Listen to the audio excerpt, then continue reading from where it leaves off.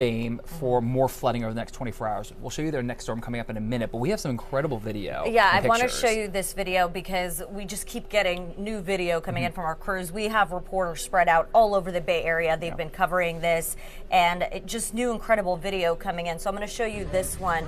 This is in Felton. So this is... And Karina, this is one of the areas that was under the evacuation warning. Right, so the San Lorenzo River yeah, here. Correct. Look at this. Wow. It's just incredible what you're seeing there. You know, waist deep water. We know some rescues have happened, and look at that fence. There's boats going. And a lot of through folks this were area. saying in this area, this is the highest they have ever seen since they've lived there. And the problem is that it rose so fast, Karina. It was forecasted to have some minor flooding here and there, but we just had such heavy rain in the Santa Cruz Mountains that this river just went up so quickly this morning. Just unbelievable to see that happening in neighborhoods, right? That is someone's backyard right there. You know, and of course we've been covering water rescues, unfortunately too many, and then just driving there. This is what it looks like. I mean, the ambulance they're trying to get through. Ooh, you watch that. It's deep water. Right? And, you know, this is why we tell people just be careful as much as you can and avoid driving. But you did mention that this is starting to recede, right? It is. So we have crested the San Lorenzo River near Felton at about 7:45 this morning. But it's probably going to take, from the latest forecast from the National Weather Service, a good 12 hours for this water to go back into its banks. Even some of the smaller streams and creeks that feed into this river have flooded, so it's going to take some time for all this water to eventually flow into the Pacific via the river.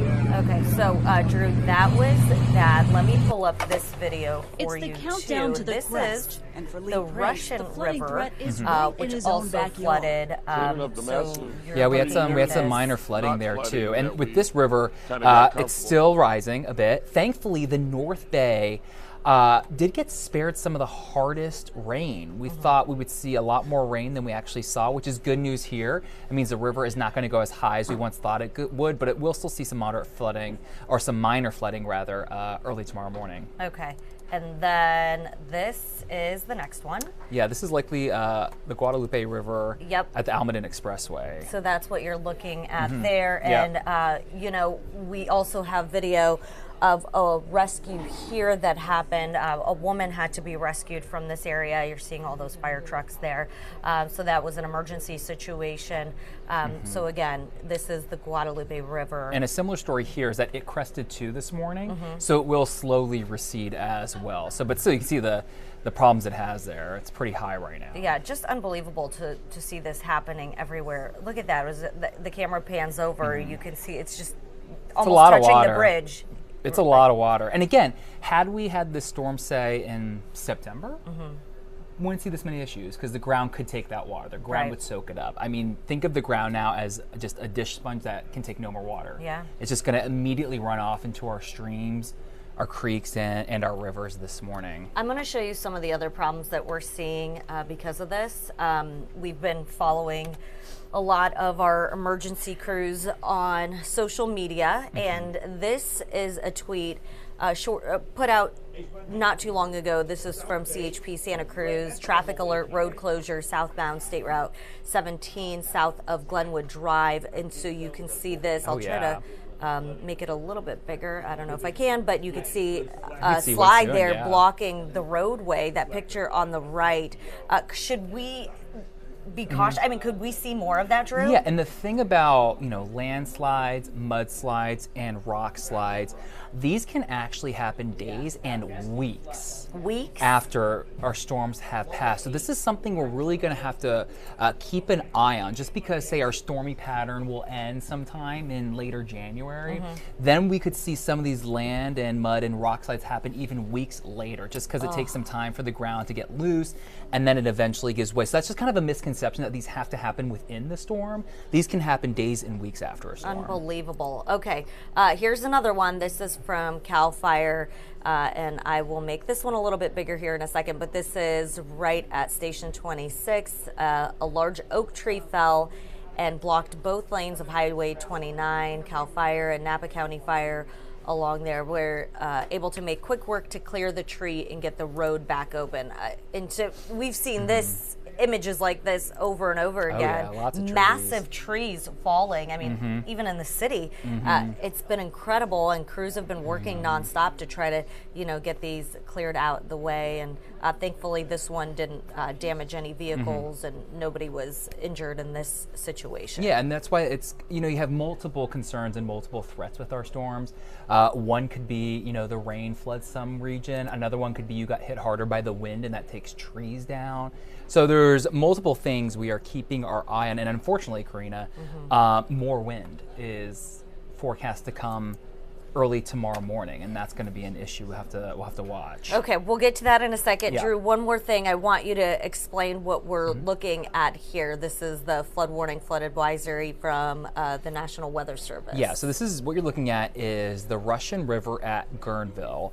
And this is how they monitor the levels. On the left-hand side of the graph, you see that blue line? Right here. Yep, that is what is observed, meaning currently you can see it says it's at 20, what does that small blue number say? It's just hard for me to read. Down here, 28.71 feet. Okay, so the river is currently at 28.71 feet, and flood stage for the Russian River at Guerneville is 32 feet. So the purple line you see that continues on the right-hand side is the forecast, and you can see it's going to crest at 33.1 feet. It's going to go up another 3 to 4 feet? It does, yeah. And in that area, you can see it's within what they call the minor flood range. It's that orange color you see on your screen. So if you actually, Karina, if you scroll down a bit to the sort of the bottom of the page, let's remember that flood level, about 33.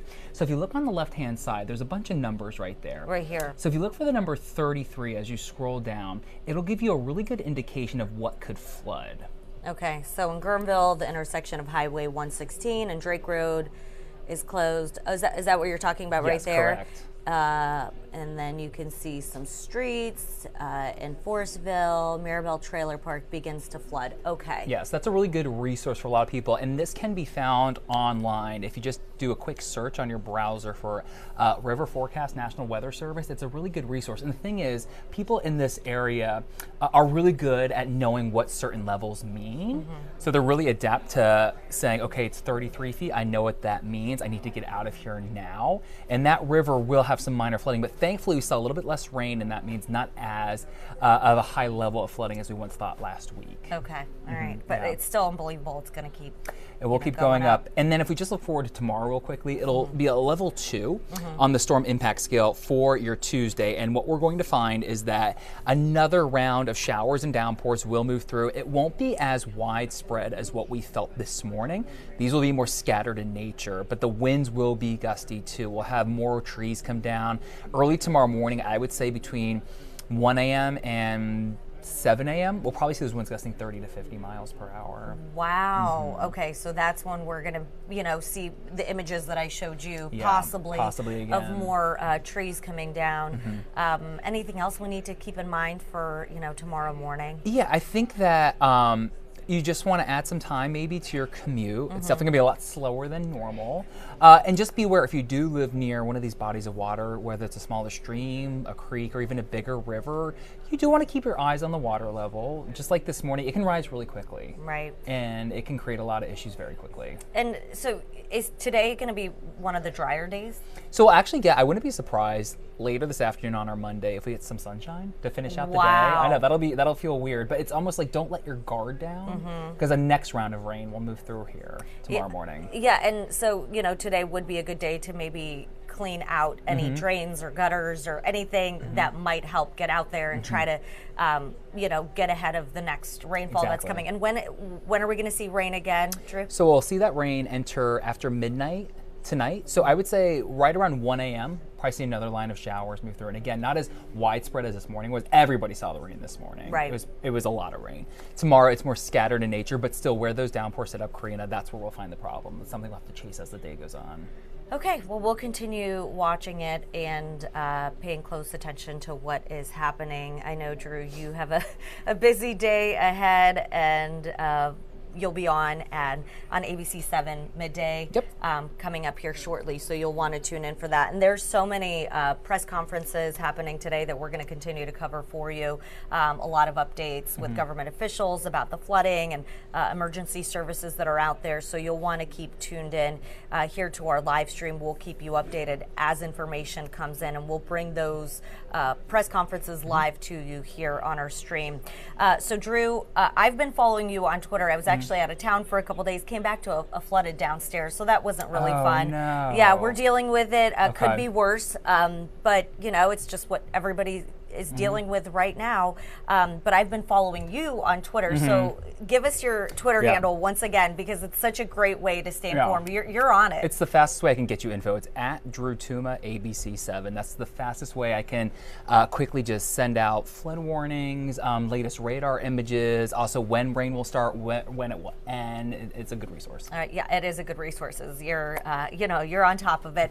All right. Well, thank you all for tuning in. Like I mentioned, we will be covering this for you all day long, all week long. We have reporters and video crews out there spread throughout the Bay Area. They've been on it, getting you the very latest information, what you need to know. So again, our next newscast is at 11 a.m. midday live with Drew. Drew will give you the very latest weather update then. For right now, we're going to leave you up with the weather graphics, live weather graphics, so you can see what's going on, and you can kind of just stay tuned in to that if you would like. So thanks for watching, and we will see you back here in just a little bit for midday.